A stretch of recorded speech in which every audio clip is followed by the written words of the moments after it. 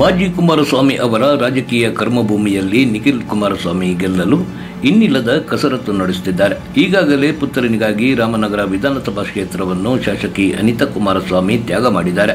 ಈಗಾಗಲೇ ಈ ಬಾರಿಯ ಚುನಾವಣೆಯಲ್ಲಿ ಜೆಡಿಎಸ್ನಿಂದ ನಿಖಿಲ್ ಸ್ಪರ್ಧೆ ಮಾಡುತ್ತಾರೆ ಎಂದು ಘೋಷಣೆ ಮಾಡಿದ್ದಾರೆ. ಹೀಗಾಗಿ ನಿಖಿಲ್ ಕುಮಾರಸ್ವಾಮಿ ಕ್ಷೇತ್ರದಲ್ಲಿ ಫುಲ್ ಆಕ್ಟಿವ್ ಆಗಿದ್ದಾರೆ. ಮಹಿಳಾ ಮತದಾರರ ಮನಸ್ಸನ್ನು ಗೆಲ್ಲಲು ಮಹಿಳೆಯರಿಗೆ ಉಚಿತವಾಗಿ ಧಾರ್ಮಿಕ ಕ್ಷೇತ್ರಗಳಿಗೆ ಪ್ರವಾಸ ಭಾಗ್ಯ ಕಲ್ಪಿಸುತ್ತಿದ್ದಾರೆ. ಪ್ರತಿ 2 ದಿನಗಳಿಗೆ ಒಮ್ಮೆ ಸುಮಾರು 10 ಬಸ್ಗಳ ಮೂಲಕ ಮಹಿಳೆಯರನ್ನು ಧರ್ಮಸ್ಥಳಕ್ಕೆ ಕಳುಹಿಸುತ್ತಿದ್ದಾರೆ. ಈ ಮೂಲಕ ಮುಂದಿನ ಚುನಾವಣೆಯಲ್ಲಿ ಹೇಗಾದರೂ ಮಾಡಿ ಗೆಲ್ಲಲೇಬೇಕು ಎಂದು ನಿಖಿಲ್ ಪಣ ತೊಟ್ಟಿದ್ದಾರೆ. ಮಹಿಳೆಯರು ಕೂಡ ಇದಕ್ಕೆ ಬೋಲ್ಡ್ ಆಗಿದ್ದಾರೆ. ಮಂಗಳೂರಿನ ಬೆಳ್ಳಾರೆ ಗ್ರಾಮದಲ್ಲಿ ಕಳೆದ ವರ್ಷ ನಡೆದ ಪ್ರವೀಣ್ ನೆಟ್ಟಾರ್ ಹತ್ಯಾ ಪ್ರಕರಣಕ್ಕೆ ಸಂಬಂಧಿಸಿದಂತೆ ಬೆಂಗಳೂರು ವಿಶೇಷ ನ್ಯಾಯಾಲಯಕ್ಕೆ ಶುಕ್ರವಾರ ರಾಷ್ಟ್ರೀಯ ತನಿಖಾ ಸಂಸ್ಥೆ ಚಾರ್ಜ್ ಶೀಟ್ ಸಲ್ಲಿಸಿದ್ದು ಅನೇಕ ಬೆಚ್ಚಿಬೀಳಿಸುವ ಸಂಗತಿಗಳನ್ನು ಬಯಲು ಮಾಡಿದೆ.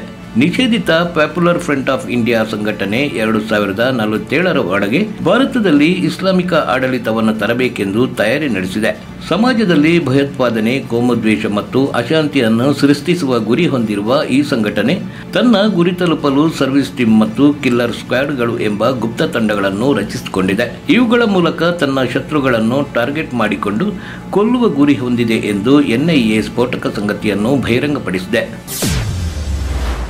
ವಿಜಯಪುರ ನಗರದ ಕಾಳಿಕಾ ನಗರ ನಿವಾಸಿ ಈರಯ್ಯ ಮಠ ಎಂಬಾತನು ತಮ್ಮ ಪತ್ನಿ ಕವಿತಾಳ ಜೊತೆ ಬಾಡಿಗೆ ಮನೆಯಲ್ಲಿ ವಾಸವಾಗಿದ್ದನು. ಇವರ ಮನೆಯ ಸನಿಹವೇ ಇವರ ಸಂಬಂಧಿಕರಾದ ದಾನಯ್ಯ ಗಣಾಚಾರಿ ಮನೆ ಇದೆ. ದಾನಯ್ಯ ಗಣಾಚಾರಿಯ ಪತ್ನಿ ವಾಣಿಯೊಂದಿಗೆ ಈರಯ್ಯ ಬಹಳ ಸಲುಗೆಯಿಂದ ಹೊತ್ತು ಗೊತ್ತು ಇಲ್ಲದೆ ಕರೆ ಮಾಡಿ ಮಾತಾಡುತ್ತಿದ್ದನಂತೆ. ಇದೇ ಕಾರಣಕ್ಕೆ ಅವಳ ಪತಿ ದಾನಯ್ಯ ಗಣಾಚಾರಿ ಈರಯ್ಯನನ್ನು ಕೊಲೆ ಮಾಡಿದ್ದಾನೆ.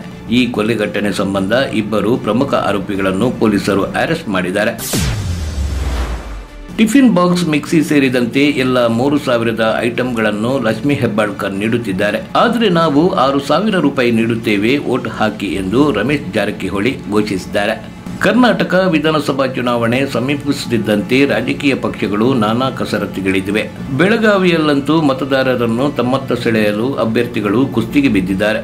ಗ್ರಾಮೀಣ ಕ್ಷೇತ್ರಗಳಲ್ಲಿ ರಮೇಶ್ ಜಾರಕಿಹೊಳಿ ವರ್ಸಸ್ ಲಕ್ಷ್ಮೀ ಹೆಬ್ಬಾಳ್ಕರ್ ಫೈಟ್ ಜೋರಾಗಿದೆ. ಭರಪೂರ ಗಿಫ್ಟ್ ಆಯಿತು. ಈಗ ಬೆಳಗಾವಿ ಗ್ರಾಮೀಣ ಕ್ಷೇತ್ರದಲ್ಲಿ ಜನ ಕಾಂಚಾಣ ಸದ್ದು ಮಾಡ್ತಿದೆ. ಹುತ್ತದಲ್ಲಿ ನಾಗರಹಾವು ಸೇರಿಕೊಳ್ಳುವ ರೀತಿ ಕಾಂಗ್ರೆಸ್ನಲ್ಲಿ ಬಂದು ಸೇರಿಕೊಂಡು ಮೂಲ ಕಾಂಗ್ರೆಸ್ ನಾಯಕರನ್ನು ಮುಗಿಸುತ್ತಿದ್ದಾರೆ. ದಲಿತ ವಿರೋಧಿ ಸಿದ್ದರಾಮಯ್ಯರನ್ನು ಕೋಲಾರ ಕ್ಷೇತ್ರದಲ್ಲಿ ಸೋಲಿಸಿ ಅವರಿಗೆ ದಲಿತರ ಶಕ್ತಿಯನ್ನು ತೋರಿಸಿ ಎಂಬ ಸಂದೇಶವಿರುವ ಕರಪತ್ರವನ್ನು ಕ್ಷೇತ್ರಾದ್ಯಂತ ಹಂಚಲಾಗಿದೆ. ಕೋಲಾರ ವಿಧಾನಸಭಾ ಕ್ಷೇತ್ರದಿಂದ ಸಿದ್ದರಾಮಯ್ಯ ಸ್ಪರ್ಧೆ ಘೋಷಣೆ ಬೆನ್ನಲ್ಲೇ ಕೋಲಾರದಲ್ಲಿ ರಾಜಕೀಯ ಚಟುವಟಿಕೆ ಜೋರಾಗಿದೆ. ಸಿದ್ದರಾಮಯ್ಯರ ಪರ ಹಾಗೂ ವಿರೋಧ ರಣತಂತ್ರಗಳು ಜೋರಾಗಿವೆ. ಈ ನಡುವೆ ಮತ್ತೆ ಕೋಲಾರದಲ್ಲಿ ದಲಿತ ಸಿಎಂ ಕೂಗು ಶುರುವಾಗಿದೆ.